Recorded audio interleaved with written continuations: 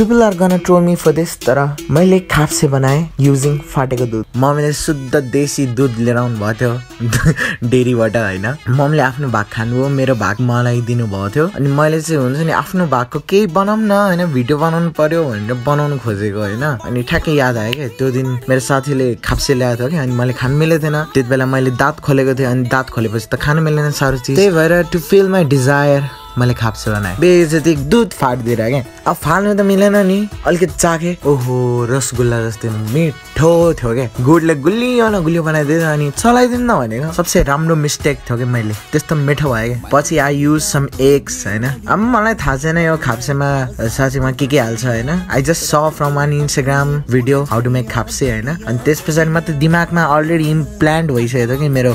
तर मैले के बनाएँ मलाई थाहा छैन। जस्ट खाप्सेको डिजाइन चाहिँ राइट बनाएँ त्यति मात्र थाहा छ।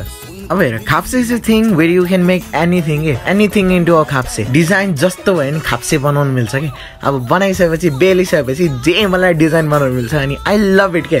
किन भन्दाखेरि यही बबाल लाग्छ मान्छेले कस्तो बबाल डिजाइन बनाउँछ, क्रिएटिभिटी देखाउनु मिल्यो क्या यसमा। Yeah not the favourite not the worst, ठिकै लाग्यो यो हैन। डोनट खाप्से वाउ क्रिस्पी क्रन्ची वाला खाप्से ये मलाई नि कहिले लाग्छ कि यस्तै तातो तेलमा मेरो हेटर्सहरूले फर्र फालिदिनु जस्तो। एउटा भिडियो ब्लग हुनु पाएको छैन, हेटर्सहरू आइसक्यो थु।